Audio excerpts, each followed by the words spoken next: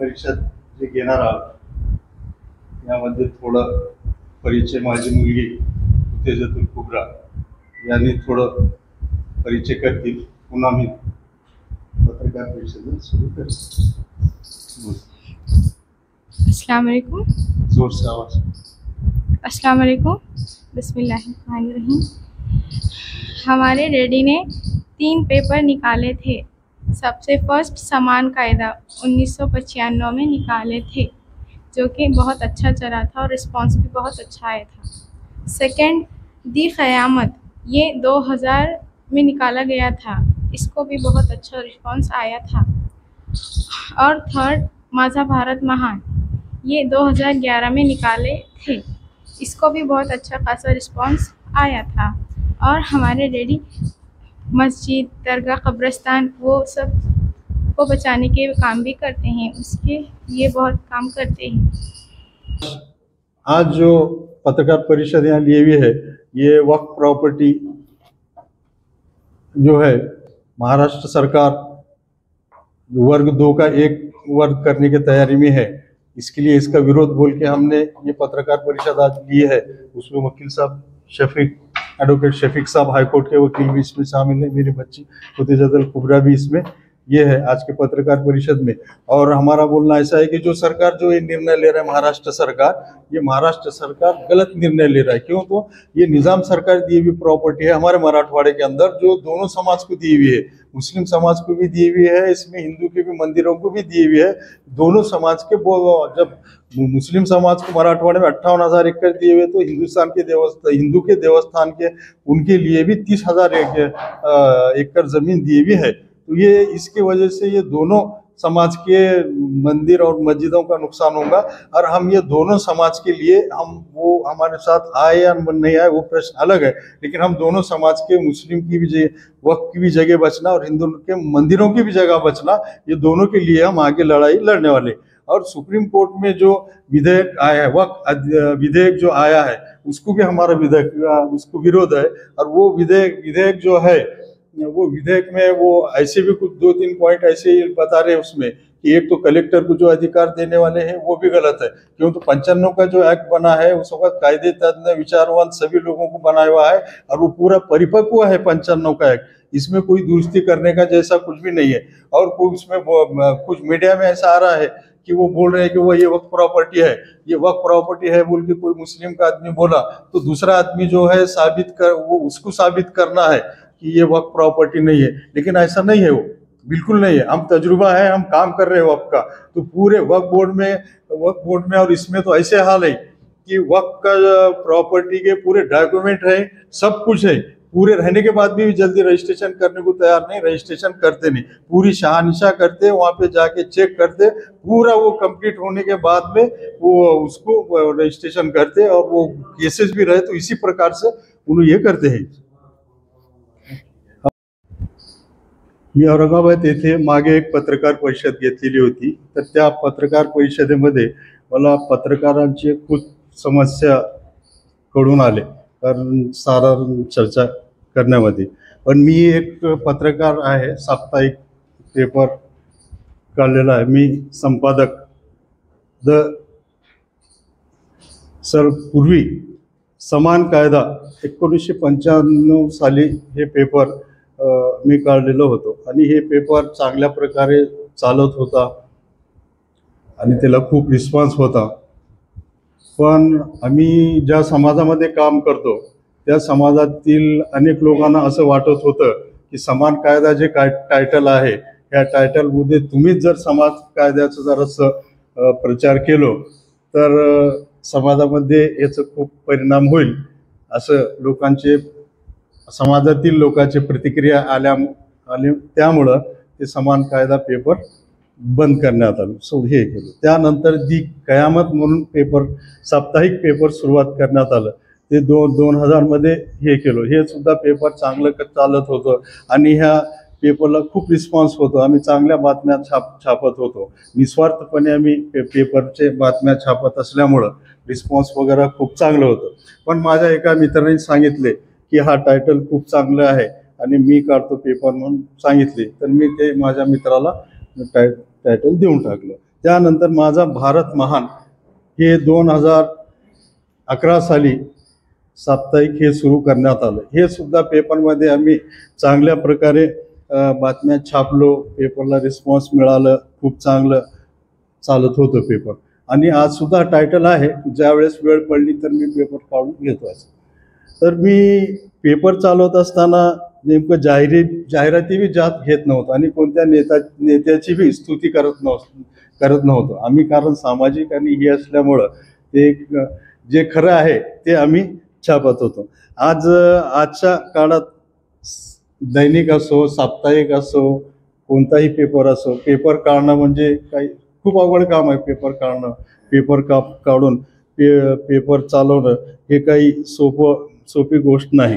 मग माझा भारत महान हा पेपर म्हणजे कोणताही पेपर काढत असताना पेपर काढण्यासाठी बातम्या गोळा करणे, बातम्याची व्यवस्थित मांडणी करून मग DTP करण्यासाठी देणे हेच, आणि DTP केल्यानंतरचे चुका वगैरे दुरुस्ती करून सर्व हे काम एका संपादकाला करावं लागतं. आणि एवढं सर्व काही करून पेपर पुन्हा छापल्यानंतर पेपरची स्वतःला आपल्याला वाटप करावं लागतंय.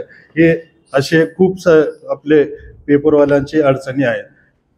आणि पेपरमध्ये आपण जे काही छापतो तर ते आपण जास्त प्रमाणात खरंच छापत असतात कोणतेही पेपरवाले. तर खरं बातमी छापल्यानंतर आपल्याला खूप अडचणी येतात. एक दैनिक भूकंपचे संपादक अशोक चिंचोले यांनी असा अनुभव सांगतात ते दैनिक पेपर काढतात. तर त्यांनी ज्यांच्याकडून जाहिरात घ्यायचं आहे त्यांच्याकडे जाणे, जाहिरात घेऊन येणे, जाहिरात आल्यानंतर ती जाहिरात आपल्या पेपरमध्ये छापणे, पेपरमध्ये छापल्यानंतर पेपर त्यांना नेऊन देणे, पुन्हा जाहिरातीचं बिल घेण्यासाठी परत त्यांच्याकडे जाणे, अशी एक कसरत करून पेपर चालवणं असं खूप अवघड होत आहे. आणि एक पेपर वितरक एक भारतलाल बाहिती यांनी एका साप्ताहिकाबद्दल सांगत होते की आपली जे प्रेस लाईन असते, मालक, संपादक, मुद्रक आणि प्रकाशक, तर काही पेपर एक जोक म्हणून त्यांनी सांगत होते, काही पेपर चालत नाही. तर त्या पेपरवाल्याला असं सांगितलं होते की संपादक, मालक, मुद्रक आणि वाचक असं सांगत होते. तर पेपरवाल्याचे इकडे इतके खूप अडचणी आहेत. आता चांगल्या प्रकारे आपण ज्यावेळेस पेपर छापतो, आपला एक प्रभावी ज्यावेळेस पेपर असतो, तर मी काही त्या पेपरमध्ये 2 आठवणी म्हणून एक उदाहरण हे केलेलं आहे की एक ईदगाह कॉम्प्लेक्सवर बाळासाहेब ठाकरे, लालकृष्ण अडवाणी, आणखीन एक मोठे नेते होते, त्यांचे बॅनर मोठे लावलेले होते. आणि आता आमच्या ते ईदगाह ह्याच्यावर लावलेले होते. तर मागे जे बाबरी मस्जिद जे पाडण्यात आलेली होती, यामध्ये यांचा सहभाग असल्यामुळं मी पेपरमध्ये बातमी हेडी लावून छापलो की बाबरी मस्जिद पाडणाऱ्यांचे फोटो ईदगाहवर असं सांगलो. ते बातमी छापून 1-2 तासात माझं पेपर वाटप झालं. तर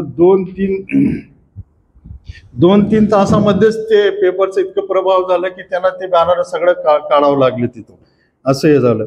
आणि त्या दुसरं उदाहरण हे आहे की आमच्या समाजामध्ये व्याज घेणे, व्याज देणे हे वगैरे त्याला क्लिअर विरोध आहे. तर ईदगाह कॉम्प्लेक्समध्ये त्यांनी बँकसाठी किरायाने जागा दिलेली होती. त्या महाराष्ट्र बँक त्यामध्ये आलेली होती. महाराष्ट्र बँक, त्याच्यानंतर आणखीन 2-3 फायनान्स त्या ठिकाणी आले. तर आल्यानंतर मी पेपरमध्ये बातमी छापली की इस्लाम धर्मामध्ये व्याज घेणे देणे हे चुकीचं आहे आणि या मस्जिदच्या जागेमध्ये व्याज देणे घेण्याचा व्यवसाय सुरू आहे, अशी बातमी छापून आम्ही देणे काढले तर ठीक आहे, नाहीतर हे बँक आम्ही काढू अशा पद्धतीचे बातमी छापून आम्ही दिल्यानंतर ते एक थोड्या दिवसानंतर ते बँका काढण्यात आले. तर एक प्रभावी पेपरचं जे इतकं प्रभाव असतं आणि इतकं प्रभाव पडलं की ते काही दिवसानंतर ते बँका सुद्धा तिथून काढण्यात आले. व पेपरवाल्यांचे अनेक अडचणी, खूप समस्या आहेत. आणि त्याच्यामध्ये आता पेपरला जे शासन जाहिरात देत असतं, हे जाहिरात खूप तोडकी असते. शासन जे आहे एक ठराविक पेपर आणि ठराविक जाहिराती शासनाने देत, पण ते शासनाचं जे जाहिरातीचं जे पैसा आहे ते वार्षिक जे पैसा जे यादीवर पेपर आहेत ते यादीवरच्या पेपरवाल्याला सुद्धा तेवढं पैशामध्ये त्यांचं पूर्ण पेपर वर्षभर चालवणं शक्यच नाही. त्यांना दुसऱ्या वेगळं पद्धत म्हणजे जाहिराती घ्यावं लागेल, हे आणखीन खूप काम हे करावं लागेल. तर शासनाची सुद्धा जे मदत आहे ती जाहिरातीची वगैरे हे खूप अति अल्प आहे. त्याच्यामुळे ही पेपर खूप अवघड आहे. ह्याच्यामुळं पेपरचे जे आहेत पेपर चालवणं, लहान पेपर थोडे दिवस चालवतात, बंद पडतात, हे पेपरवाल्यांचे असे खूप सारे अडचणी आहेत. आणि पेपरवाले ज्यावेळेस खरी बातमी छापतात, दांडगे आहेत, जात दांडगे आहेत, दोन नंबर धंदेवाले आहेत, यांच्या विरुद्ध जर बातमी छापले की ते लगेच ते शत्रू होऊन त्यांच्या अंगावर येतात. ह्याचा खूप परिणाम होतो. ह्याचा परिणाम आपण पेपर चालू लागलं ते हल्ले करतात, हे वगैरे अनेक आपल्या देशामध्ये सुद्धा अनेक पत्रकारावर हल्ले झालेले आहेत. हल्ले होऊन पत्रकारांचे हत्या वगैरे बी झालेले आहेत. हे असे प्रकार घडत असतात. आणि आपल्या पत्रकार बंधूंना जे आहे संरक्षण सुद्धा मिळालं पाहिजे असं आमचं हे आहे. आणि दुसरं आहे, हे पत्रकारांच्या मुलामुलींना जे आहे मोफत KG to PG शिक्षण मिळालं पाहिजे. सर्व पत्रकारांना बसचं हाफ तिकीट मिळालं पाहिजे, रेल्वेचं हाफ तिकीट मिळालं पाहिजे, विमानामध्ये 50% सवलत मिळाली पाहिजे जसं, आणि संरक्षण मिळालं पाहिजे. सरकारने सध्या जे आहे बहीण योजना काढलेली आहे, भाऊ योजना काढली आहे. तसेच एखादी पत्रकारांना सुद्धा एखादी योजना काढावं असं आमचं एक म्हणणं आहे. आणि मी काही मोठा हे नाही, मी समाजकार्य करतो, मी सुद्धा एक छोटा समाजातला कार्यकर्ता आहे. पण मला वक्फची काही थोडी खूप म्हणता येत नाही, पण थोडी काही माहिती आहे. तर हे सर्व यांचे अडचणी जे आहेत पत्रकारांची हे जाणून त्यावेळेस मला जास्त हे कळालं. त्यामुळं मला असं कळालं की जे आपले औरंगाबाद जिल्ह्याचे जे पत्रकार आहेत आणि पूर्ण महाराष्ट्रातले जे पत्रकार आहेत, या पत्रकारासाठी वक्फची खूप जागा आहे. त्या जागेमधून प्रत्येक पत्रकाराला एक छोटी घर बांधण्यासाठी जागा मिळवून द्यावं असं एक माझं विचार झालेला आहे. आणि ह्यासाठी मी खूप प्रयत्न करणार आहे आणि मिळाल्यापर्यंत ते प्रयत्न करत राहू. पूर्ण महाराष्ट्रातील पत्रकार, यामध्ये मुंबई, पुणे आणि नागपूर ह्या ठिकाणी वक्फची जागा कमी आहे, त्या ठिकाणी जागा नाही. ज्या ठिकाणी जागा आहेत त्या ठिकाणी पत्रकारासाठी जागा देण्याची हे करतायत. तसंच आमच्या समाजामध्ये पेशमाम एक मोठा हे आहे. त्यांनी म्हणजे नमाज पडण्यासाठी ते त्यांच्या मागे पडतात, पण त्यांचं खूप मोठी जबाबदारी आहे. तर ती जबाबदारी त्यांची असल्यामुळं त्यांना सुद्धा योग्य त्यांना जे हे मिळालं पाहिजे, मानधन हे वगैरे मिळालं पाहिजे, ते मानधन मिळत नाही. तर पेशमामची सुद्धा समस्या आहेत. तर माझी खूप 2000 पासून एक प्रयत्न चालू आहे की महाराष्ट्रातील सर्व पेशमामांना वक्फ बोर्डातर्फे पगार मिळावा, यासाठी माझा प्रयत्न आहे. ते आणखी त्याला काही हे नाही, आमचं पत्रव्यवहार वगैरे त्याच्यामध्ये चालू आहे. तर ह्याच्यामध्ये त्यांना सुद्धा जसं पत्रकार, पेश इमाम आणि मोज्जन, म्हणजे महाराष्ट्रात प्रत्येक ठिकाणी पेशमाम कॉलनी, मोज्जन कॉलनी आणि पत्रकार कॉलनी हे असं व्हावं अशी माझी इच्छा आहे. आणि यासाठी जे आहे मी खूप काही प्रयत्न करणार आहे आणि मिळवून देण्याचा प्रयत्न करणार आहे. आणि परवा जे कोलकातामध्ये येथील प्रशिक्षणार्थी महिला डॉक्टर याच्यावर अत्याचार करून खून झालेला आहे, तर या घटनेचा मी या पत्रकार परिषदेमध्ये निषेध करतो आणि दोषीला कडक शिक्षा करण्यात यावी अशी मागणी करतो. जब आता आम्ही भारत देशामध्ये मुस्लिम समाज हे अल्पसंख्याक समाज आहे आणि आम्ही नेहमी अल्पसंख्याकावर जे हे होत असतं, अल्पसंख्याकच काय, आम्ही सर्वांसाठीच काम करत होतो. ज्या लोकांवर अन्याय होतं त्यांच्या विरोधात आम्ही नेहमी मोर्चे काढणे, आंदोलन करणे, उपोषण करणे, त्यांना न्याय मिळवून देण्याचं आम्ही काम करतो. तसंच बांगलादेशामध्ये जे हिंदू समाजावर जे हल्ले होत आहेत, अत्याचार होत आहेत, ते त्या ठिकाणी अल्पसंख्याक आहे. तर आमचं काम हे आहे की त्या ठिकाणी बी जे हल्ले होत आहेत, त्यांच्यावर अत्याचार, त्याचा सुद्धा मी ह्याच्यामध्ये निषेध करतो.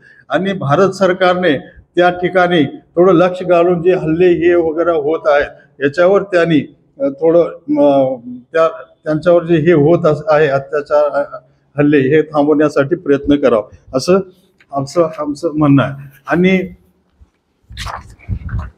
दुसरे जे महत्वाचं विषय जे आहे, महत्वाचा विषय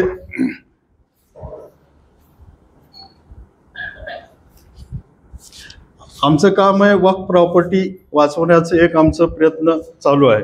त्यामध्ये सध्या जे पेपर मीडियामध्ये काही हे येत आहेत ते आम्ही ऐकत आहोत, वाचत आहोत की गोडिया मीडिया असा प्रचार करत आहे की वक्फ प्रॉपर्टीच्या बाबतीत कोणी सांगितले की हे वक्फची प्रॉपर्टी आहे, एखादी माणसानं अगर सांगितलं तर त्या माणसाला ही वक्फची प्रॉपर्टी नाही असं सिद्ध करावं लागतं, असं हे प्रचार करत आहेत.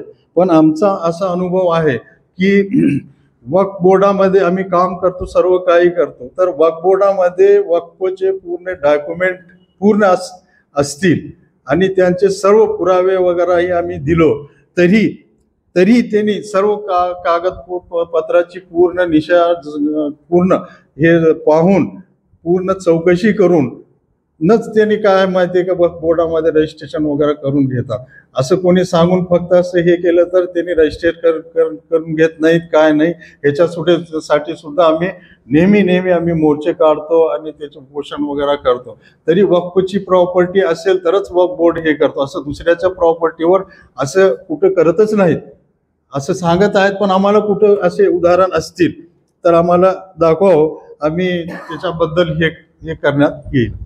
आता वक्फ प्रॉपर्टीचा निपटारा करण्यासाठी सरकारने वक्फ न्यायाधिकरण एक कोर्ट स्थापना केलेली आहे. त्यामध्ये वक्फ बोर्डाचे आणि वक्फ जमिनीचे प्रकरण चालतात. तर या कोर्टामध्ये दुसरे प्रकरण चालत नाही.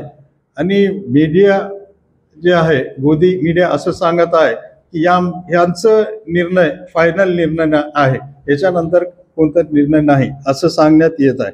पण असं काही नाही. जर वक्फ न्यायाधिकरणाचं निर्णय लागलं तर त्या निर्णयाच्या विरुद्ध आपल्याला कुणी विरोधक असो हे असो हायकोर्टात जाता येते. तर ह्याचं अपील हायकोर्टामध्ये आहे आणि हायकोर्टामध्ये जे हे हायकोर्टात जे निकाल विरोधात फेवरमध्ये जे आलं गेलं त्याच्या विरोध त्यांना सुप्रीम कोर्टात ते जाता येत आहे. तर असं काही नाही की जे प्रचार होत आहे ते प्रचार मीडियामध्ये काही योग्य होत नाही, ते चुकीचं प्रचार होत आहे असं आम्हाला वाटत आहे आणि कायदेशीर आम्हाला हे होत आहे. आता जे नवीन विधेयकामध्ये जे आहे वक्फचं नवीन विधेयक जे आहे त्यामध्ये जिल्हाधिकारी यांना जास्त अधिकार देण्याचं हे सांगलं जात आहे. पण हे मागे जे वक्फचे 95ला जे ऍक्ट तयार झालं, या ऍक्टमध्ये तयार करत असताना सर्व बाजू आणि विद्वान लोकांचा समावेश करून एक समावेशक वक्फ ऍक्ट 1995ला तयार करण्यात आलेला आहे. तर ते पूर्ण परिपक्व आहे. त्याच्यामध्ये असं दुरुस्ती हे वगैरे करण्यासाठी त्याची काही असं गरज वगैरे नाही. तर जिल्हाधिकारींना जे ते अधिकार देण्याचं जे हे आहे तर ते त्यांचेच कामं हे होत नाहीत आणि अनेक इतके प्रकरण पेंडिंग आहेत, ते करणं अवघड आहे. आणि हे प्रकरण ते देतील तर हे बी काम ते पेंडिंग राहील आणि ते बी काम पेंडिंग राहील. म्हणून हे ते त्या ठिकाणी जाण्यासाठी आम्हाला ह्याच्यामध्ये त्याचं हे विरोध आहे. आणि निजाम सरकार जे आहे त्यांच्या हद्दीमध्ये मुस्लिम समाजाचे मस्जिद, दर्गा, कब्रस्तान, ईदगाह निजाम सरकारने त्यांच्या हद्दीतील जे मुस्लिम समाजाचे मस्जिद, दर्गा, ईदगाह, कब्रस्तान इनामी जमीन जे दिलेली आहे ते मुस्लिमाला दिलेली आहे. त्याचप्रमाणे निजाम सरकारने हिंदूंच्या देवस्थान, मठ आणि हे यांना सुद्धा इनामी जमीन दिलेली आहे. निजाम सरकारने जातीवाद न करता, भेदभाव न करता इतर समाजाच्या लोकांना सुद्धा इनामी जमिनी दिलेल्या आहेत.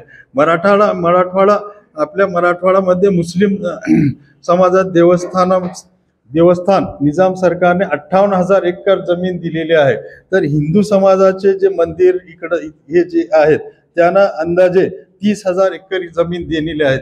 ह्यामध्ये हजारो असे लहान मोठे जे आहेत देवस्थान आहेत, वेगवेगळे देवस्थान आहेत, त्यांना सुद्धा हे जमिनी दिलेले आहेत. हे आणि त्याच्यामध्ये जे तुळजाभवानीचं जे मंदिर आहे या मंदिराला सुद्धा 30,000 एकर जमीन दिलेली आहे. ते सोलापूर जिल्हा, सोलापूर आणि तुळजापूर, उस्मानाबाद हे बाजूचा पूर्ण भाग त्या ह्याच्यामध्ये त्या देवस्थानला दिलेला आहे, निजाम सरकारने दिलेला आहे. तर त्यांनी जे आहे असं भेदभाव काही केलेलं नाही. त्याचप्रमाणे आपल्या औरंगाबाद शहरामध्ये औरंगपूर जे मोहल्ला आहे, औरंगपूर मोहल्लाला औरंगजेब जे राजा होते त्यांनी औरंगपुरा मोहल्ल्यामध्ये राहणाऱ्या लोकांना इथे इनामी जमीन दिलेली आहे. तर हे जे आहे यामध्ये ते आमचे जे मुस्लिम समाजाचे जे राजे वगैरे आहेत यांनी भेदभाव किंवा जातीवाद त्यांनी केलेला नव्हता. त्यांनी दोन्ही समाजाला, सर्व समाजाला बरोबर घेऊन त्यांनी काही हे केलेलं आहे. आणि त्यानंतर आपलं भारत स्वतंत्र ज्या वेळेस झालं तर निजाम सरकारचं एक वेगळं हे होतं.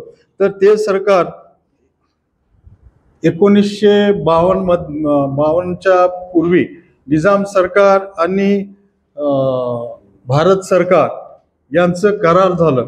हे 1952 साली करार झालं. 1952 साली करार होऊन निजाम सरकार भारत सरकारमध्ये विलीन झाले. हे विलीन झाल्यानंतर हैदराबाद अतियात चौकशी अधिनियम 1952 हा कायदा तयार करण्यात आलेला आहे. हे संपूर्ण निजाम राज्यासाठी हा कायदा लागू आहे. याच्यामध्ये महाराष्ट्र, कर्नाटक, आंध्र असे 3 राज्य ह्याच्यामध्ये येत आहेत. तर ह्या तिन्ही दक्षिण ह्या भागामध्ये पूर्ण ते कायदाही लागू आहे आणि हे जमिनी दिलेल्या आहेत. दोघांसाठी आहेत जमीन, हिंदू आणि मुस्लिम दोन्ही समाजासाठी हे दिलेले आहेत. आणि सध्या जे आहे आता महाराष्ट्र सरकार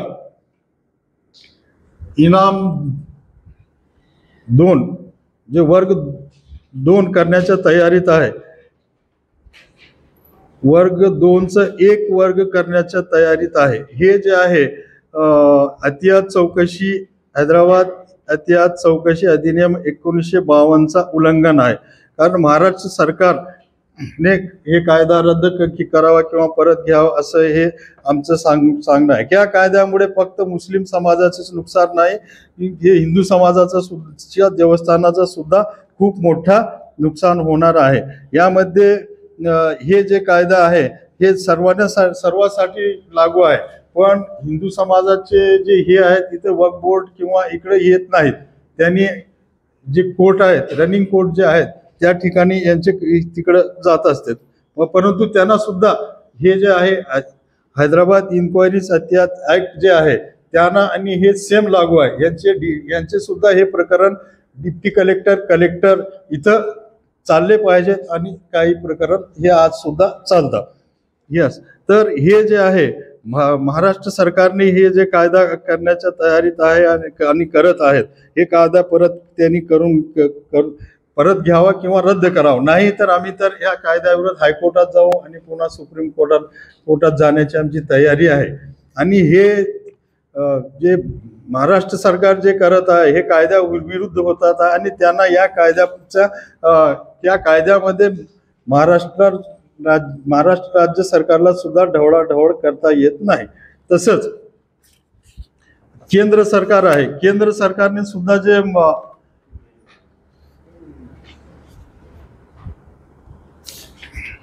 केंद्र सरकार जे आहे आपलं जे वक्फ अधिनियम मंजूर करण्याच्या तयारीत आहे. हे विधेयक मध्ये मागे सांगितल्यासारखं 2-3 जे एक कलम 40 हे मागे आपण ह्याच्यामध्ये सांगितलेलं ते आलेलं आहे, म्हणून मी रिपीट करणार नाही. तसंच कलेक्टरला जे अधिकार दिलेले आहेत ते त्याच्यामध्ये ते सुद्धा आलेलं आहे, तेही रिपीट करणार नाही. आणि जागेचं सुद्धा ते आलेलं आहे, ते ह्याच्यामध्ये रिपीट हे त्याच्यामध्ये पुन्हा परत हे म्हणजे मी सांगणार नाही, कारण मागे आलेलं आहे. तर हे जे आहे आता केंद्र सरकारने जे विधेयक मांडलेलं आहे, ह्या विधेयकाला सुद्धा आमचा विरोध आहे. आम्ही ह्या विधेयकामुळे सुद्धा आमच्या महाराष्ट्रामध्ये आणि मराठवाड्यामध्ये मराठवाड्यामध्ये आमचे दोन्ही सरकारकडून आम्हाला नुकसान होत आहे. एक तर केंद्र सरकारचं वक्फ प्रॉपर्टी बाबतीत जे विधेयक आहे त्यामुळे सुद्धा वक्फ बोर्डाची इथली जमिनीचं नुकसान होणार आहे. त्याचप्रमाणे आमच्या महाराष्ट्र सरकार जे आहे, महाराष्ट्र सरकारने सुद्धा जे हे वर्ग एक करण्याच्या तयारीत आहे, याच्यामुळे हे होणार आहे. पण हे दोन्ही समाजाचं होणार आहे. आणि ते दुसरे हिंदू समाजची अनेक काही संघटना आहेत, ते मराठवाड्यामध्ये यांच्या विरोध आंदोलन करण्याच्या तयारीत आहेत आणि ते आंदोलन करण्यात आहे.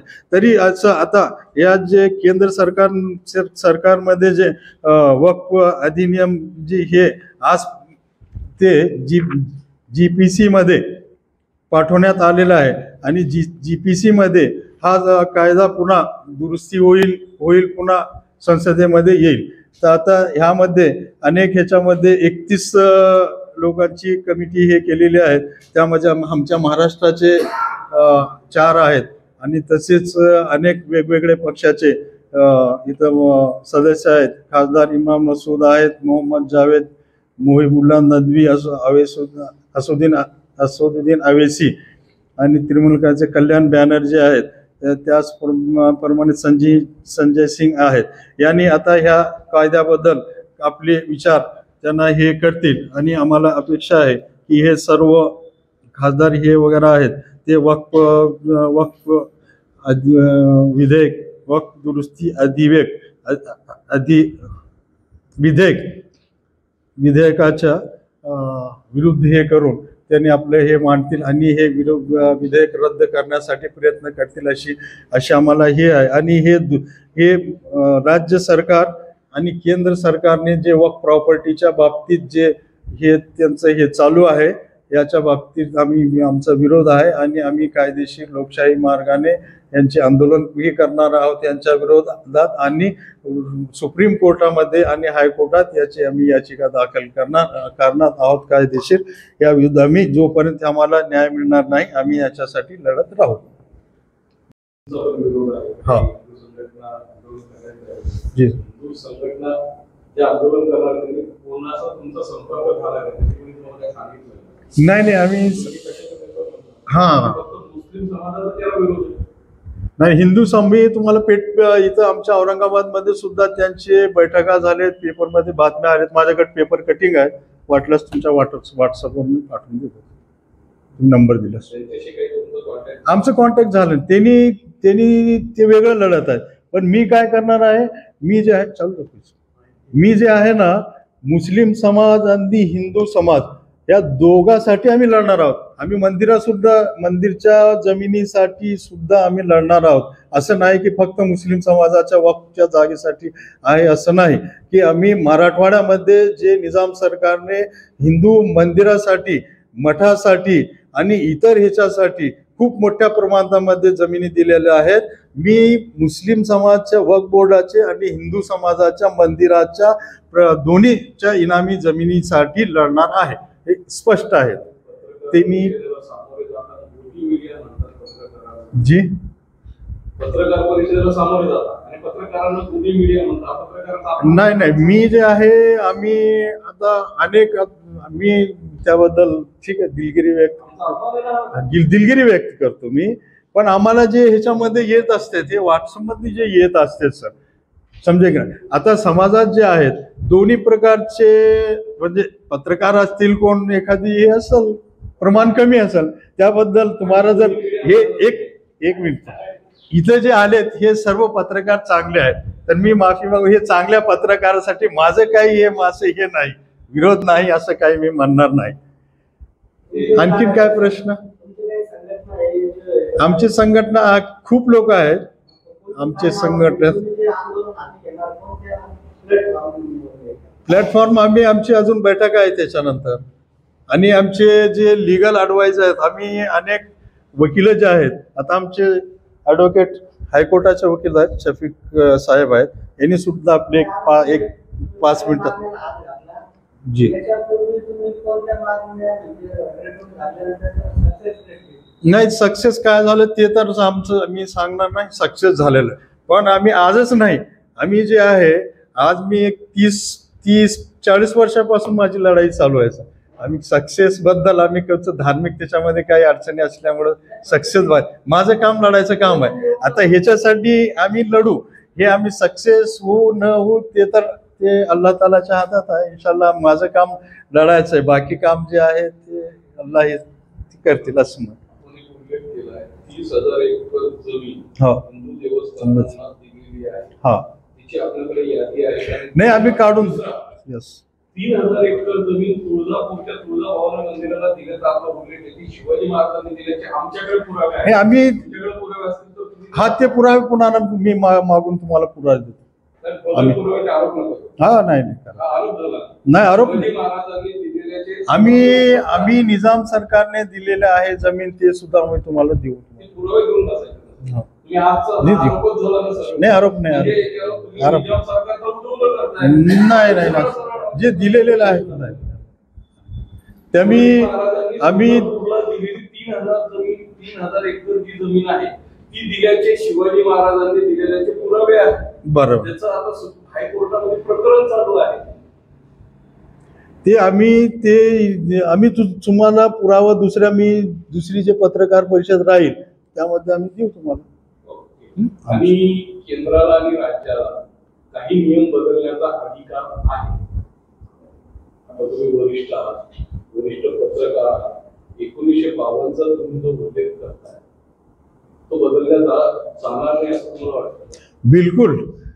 हैदराबाद इन्क्वायरीज अतियात ऍक्ट, हे ऍक्ट मध्ये असं हे केलेलं आहे, ते त्या कायद्याला महाराष्ट्र सरकार सुद्धा बदलू शकत नाही आणि केंद्र सरकार सुद्धा बदलू शकत नाही असं त्या कायद्यामध्ये उल्लेख केलेला आहे. उल्लेख करूनच त्यांनी काय केले, इथं विलीन झालेलं आहे ते आहे, ते सुद्धा आम्ही. हा, 2 फरक आहे त्याच्यामध्ये. खिदमत जे आहे, खिदमत माज जे असते ते देवस्थानाची देखभाल करणे, दिवाबत्ती करणे, सेवा करणे, आणि त्यांचे जे जमिनी आहेत त्या जमिनीमधून जे उत्पन्न मिळतो तो उत्पन्न आपण उपजीविका भागवणे आणि त्यांची व्यवस्था करणे हे झालं. आणि मदत माश जे आहे, मदत माश अशी आहे जमीन, एखादी आज सुद्धा चांगलं काम केल्यानंतर बक्षीस जे देते ते बक्षीस आहे ते, तर ते मदत माश जे आहे ते मदत माश जमिनी विकू शकतात, दुसऱ्याला देऊ शकतात, ते होणार आहे. त्याच्यामध्ये आम्ही ढवळाढवळ करणार नाही, अजिबात करणार नाही. हा, बरं विचारलं ते प्रश्न, या प्रश्नाबद्दल मी आभारी आहे पत्रकार साहेबांचं. तर ते बिलकुल मदत माश जमीन हे होऊ शकते बिलकुल. त्याच्यामुळं ते 13,000 एकर आपल्या मराठवाड्यामध्ये आहे ते जमीन, पण त्याला आम्ही सरकार हे महाराष्ट्र सरकार ते काही केलं तर आम्ही त्यांच्या विरोधात जाणार नाही. त्याच्यासाठी निर्मूलन कायदा आहे, हैदराबाद निर्मूलन, हा ते आहे ना, त्याच्यामध्ये ते होऊ शकतो, पण ह्याच्यामध्ये होत नाही. हा, 52 ह्याच्यामध्ये होत नाही असं आहे. नाही, आपला महाराष्ट्र सरकार नाही आणि केंद्राला नाही, कोणी हे करू शकते असं ते कायद्यामध्ये हे करून विलीन झालेलं. हा हा हा, असं कसं आहे, नाही त्याच्यामध्ये कसं आहे, हे निजाम जे सरकार आहे, हे जे 52चं जे ऍक्ट आहे फक्त हे आपल्या इकडे आहे. आपण मराठवाड्यासाठीच आहे, ते महाराष्ट्रासाठी सुद्धा नाही, हे लक्षात घ्या सर तुम्ही. ते जे कायदा आहे फक्त मराठवाडा आणि इकडचं जे निजाम सरकार आहे, हा, मराठवाडा, कर्नाटक, आंध्र याच्यामध्ये हे लागू आहे, इकडे नाही. ते पूर्ण महाराष्ट्र, हे महाराष्ट्रात सुद्धा नाही. हा, तर ते हे कर.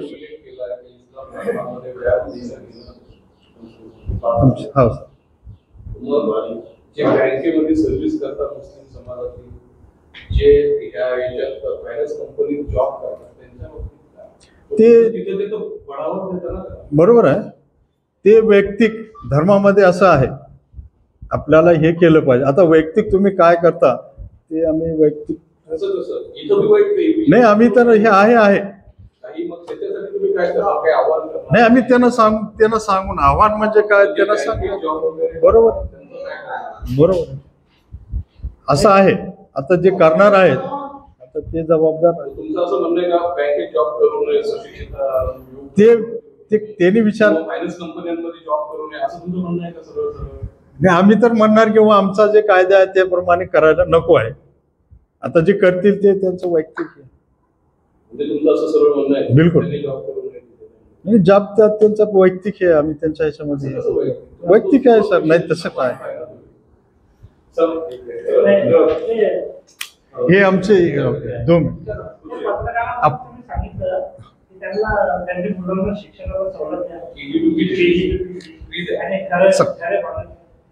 घरे बांधून नाही, आम्ही जमीन प्लॉटचं हे करू. जमीन तिच मी आहे ना, आम्ही वक्फ बोर्डाला जे आपल्याला आता संपर्क जे पत्रकार आम्हाला हे करतील, आम्ही सर्व यादी तयार करू आणि यादी तयार करून यांना जमिनी मिळण्यासाठी आम्ही प्रयत्न करू.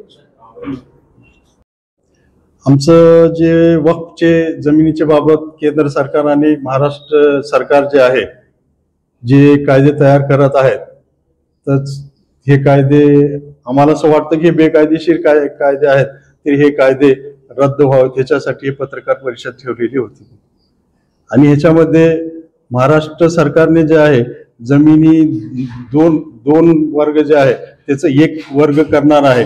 याच्यामुळे मुस्लिम देवस्थानचं आणि हिंदू दोन्ही देवस्थानचं आणि मराठवाड्यामध्ये नुकसान होणार आहे. आणखीन आता केंद्र सरकार जे आहे वक्फ अधिनियमचे नवीन कायदे जे करणार आहेत त्यामुळे ते वक्फचं अनेक हे नुकसान होणार आहे. पण त्यामध्ये जे 95चा जे ऍक्ट तयार केलेला आहे त्यावेळेस विचारवंतांना घेऊन कायदे तज्ञांना घेऊन हा कायदा तयार करण्यात आलेला आहे. यामध्ये आता ह्याच्यामध्ये काही बदल करण्यासारखं नाही. आणि असं काही मीडियामध्ये येत आहे की एखादी जागा जे वक्फची जागा आहे असं सांगितल्यानंतर ते वक्फची जागा होत आहे, असं अजिबात नाही. याच्यासाठी सुद्धा पूर्ण त्याचे डॉक्युमेंट पाहूनच वक्फ बोर्ड असो वक्फ ट्रिब्युनल असो यांनी डॉक्युमेंट पाहिल्याशिवाय वक्फ प्रॉपर्टी आहे हे फायनल करत नाहीत. तर प्रॉपर्टी आहे जी नवीन नियम जर लागू झाला तर ती बाधित होईल अशी संपूर्ण मराठवाड्यात आणि महाराष्ट्रात किती प्रॉपर्टी आहे? मराठवाड्यामध्ये वक्फची जे आहे 58,000 एकर हे आहे आणि महाराष्ट्रामध्ये जे आहे 98,000 एकर जमीन वक्फची आहे. आणि मस्जिदीला काय नुकसान होणार? मंदिर हे त्यांची सेवा करण्यासाठी निजाम सरकार जे आहेत यांची मंदिर आणि मस्जिद, दर्गा, कब्रस्तान यांना ईदगाह, दर्गा यांना जे दिलेले आहेत त्यांनी सेवा करून त्याची सेवा करून उपजीविका भागणे आणि ते व्यवस्थित व्यवस्थापन करणे ह्याच्यासाठी त्यांनी दिलेलं होतं. पण ह्याच्यामध्ये खूप मोठ्या प्रमाणावर अतिक्रमण झालेलं आहे आणि महाराष्ट्र सरकार आणि केंद्र सरकार जे अतिक्रमण झालेल्या लोकांना हे नवीन कायदे तयार केल्यानंतर त्यांना फायदा होईल. ह्याच्यामध्ये देवस्थानाला खूप मोठ्या प्रमाणात नुकसान होईल. यासाठी आम्ही जे आहे हे दोन्ही महाराष्ट्र सरकार जे कायदा करत आहे ते कायदा तर हैदराबाद इन्क्वायरीज अहतियात ऍक्ट यानुसार हे महाराष्ट्र सरकारला अजिबात करता येत नाही. ते बेकायदेशीर महाराष्ट्र सरकार निर्णय घेत आहे. त्यांच्या विरोधात आम्ही हायकोर्ट वगैरे जाणार आहोत. आणि केंद्र सरकार दोन्ही याच्यात जर बघितलं मंदिर असेल मस्जिद असेल यांच्या ज्या प्रॉपर्टी आहेत त्यांच्यावर धनदांडक्याचं आणि राजकीय नेत्यांचं अतिक्रमण आहे. हे राजकीय नेत्यांना पाठीशी घालण्यासाठी वर्ग 2च्या जमिनी वर्ग 1 करण्यात येत आहे. काय वाटतं? अगदी बरोबर आहे. जे जमिनी आहेत महाराष्ट्रातील कोणत्याही लहान गरीब जे मोलमजुरी करणार आहे गरीब माणूस आहे त्याच्याकडे अजिबात नाही. हिंदूचे देवस्थान असो किंवा मुस्लिमचे देवस्थान असो याच्यामध्ये जे मोठे आहेत जे धन दांडगे आहेत जे जात दांडगे आहेत जे पक्षाचे मोठमोठे जे हे आहेत म्हणजे अनेक पक्षाचे त्याच्यामध्ये हे आहेत, पक्षाचा मी काही उल्लेख करणार नाही, तर ते मोठे पक्षाचे जे लोक आहेत त्यांच्याकडे मोठ्या प्रमाणात जमिनी आहेत. त्या जमिनी त्यांनी हे देवस्थानच्या इकडून निघून त्यांनी हडप करण्याच्या याच्यासाठी हे एक मधून काही असं हे चालू आहे काय की असं आम्हाला ह्या वाटत आहे. त्यामुळं हे नवीन हे काढून कायदे काहीतरी तयार करून आणि ह्याच्यामध्ये आम्हाला असं वाटत आहे की ह्याच्यामध्ये हे कायदे जे करणार ह्याच्यामध्ये काहीतरी दिशाभूल करून हे कायदा तयार करून हे जमिनी जे आहेत हे जमिनी संपवण्याचा प्रयत्न करीत आहेत. यासाठी आपण न्यायालयीन लढाई अजिबात आम्ही लोकशाही मार्गाने उपोषण करू, धरणे देऊ, मोर्चा काढू आणि निदर्शने करू आणि हे करू आणि ह्याच्यानंतर आम्ही हायकोर्ट आणि सुप्रीम कोर्टामध्ये सुद्धा आम्ही जाणार आहोत. मी शेख खुर्रम अब्दुल रशीद साहेब, आमचं वक्फ प्रॉपर्टी वाचवण्यासाठी काम चालू आहे आणि आमच्याकडे खूप मोठे आमची टीम आहे, ते सर्व टीम आहे, वकिलाची टीम आहे आणि सर्वांचा आम्ही विचार विनिमय करून पुढच्या दिशा ठरवून आम्ही पुढचा मार्ग ठरवू. मैं एडवोकेट शेख शफीक अहमद, मैं हाईकोर्ट में प्रैक्टिस करता हूँ ज़्यादातर. देखिए, जो भी कानून रहता है, किसी भी किस्म का कानून रहो, अगर वो सिटीज़न है, इंडियन सिटीज़न को उसको ये महसूस होता है कि वो पब्लिक पॉलिसी के खिलाफ है, क्योंकि कानून बनाने के 6 रूल हैं. 6 रूल में से एक रूल ये है कि वो पब्लिक पॉलिसी के अकॉर्डिंग होना चाहिए, यानी जो पब्लिक के लिए बेनिफिटेड है और पब्लिक के लिए फ़ायदेमंद है वही चीज़ गवर्नमेंट ने अप्लाई करना चाहिए. और कोई भी व्यक्ति है और कोई भी सिटीज़न ऑफ इंडिया है, उसको इसका हक है कि उसके खिलाफ या उसके राइट के खिलाफ कोई चीज़ उसको जाते हुए नज़र आ रही है तो उसके खिलाफ वो एक्शन ले सकता है. तो इसीलिए इसके खिलाफ विरोध किया जा सकता है कानूनन, एज पर लॉ. हो कायद्याच्या अंतर्गत जे पॉसिबल आहे ते आम्ही करू शकतात.